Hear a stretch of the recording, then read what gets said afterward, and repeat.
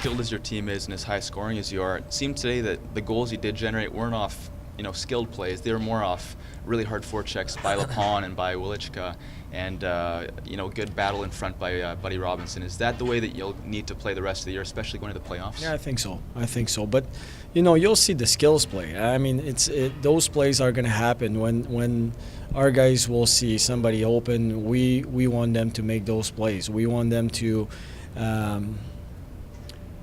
use their skills to create some offense. That's for sure. But as you can see yourself at this time of the year and further we're going to go in the season, there's less and less space, and it looks more like playoff games every time. So we want our skills, but there's one skill that we need to have. It's to win one-on-one battles, and that ability to find pucks in front of the net and bring pucks to the net, finding shooting lanes, going to the net, driving the net. So that's a skill that we're looking to develop, because that's how you're going to generate offense in the playoffs. It seemed like a real game of bounces, especially today. You were 2-2 midway through the game.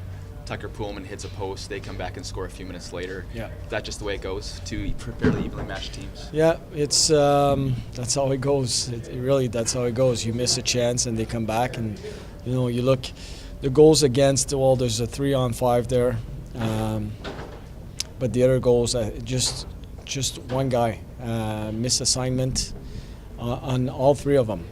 Just one guy miss assignment and the puck is in the back of your net. So it's just a matter of doing your job, making sure you do it properly, and then taking care of business. But I thought overall the tempo of the game was good. The intensity was right. I think we can build off this one. As a coach, how do you manage players who sometimes in the AHL, certain players may feel like they should be in the NHL, they just desperately want to be in the NHL, and they're not there? How do you manage the personalities, I guess, in the dressing room when that becomes the case? Well, there's a reason why you're in the AHL, and there's a reason why you're in the NHL. So we just want to, we communicate with them. Obviously, we talk with them, and trying to find a way with them how to get there. I've said it before. A coach is like a GPS in your car. You're there to help them get to where they want to go. But at the same time, if they're here, it's because they have a few things to work on before they make the step. So it's a matter of maturity as well for the players to understand.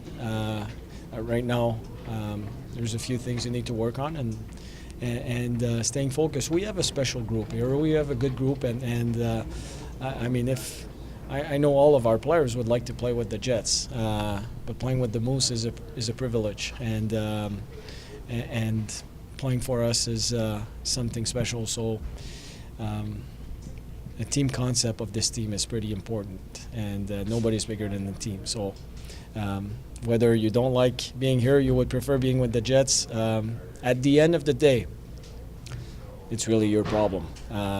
We'll work with this together, but we want you to be with us 100% no matter what. As a coach, how does it make your job easier having some of those veterans like Patrice Cormier, Buddy Robinson especially, the positivity they bring around the group and the maturity they bring? Oh, it's big. Guys like Cormier, he's a big-time leader on our team. I think he's one of the best, if not the best captain in this league. And for those guys to keep things in perspective when things are not going as well as it used to, and keeping the team emotionally stable when you have a lot of success. So it's there's those guys, those veterans. There's a value to those guys. They bring experience, and they keep things in perspective. So it's and just showing the way they show up at the rink every day, just being good pros. It's there's so much they can teach to the other players that are trying to make the step and become good pros. On the injury front, you're going away on a road trip. Would we be able to get an update on a couple of players, Melchiori, Harkins, and Noje, who's making his way back? Harkins, we don't know.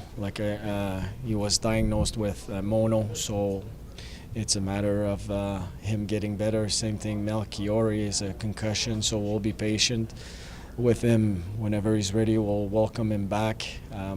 Noje might be will be coming with us on the trip, and they might be a player at some point. But again, we won't force those guys back in the lineup. When they're ready, they'll play.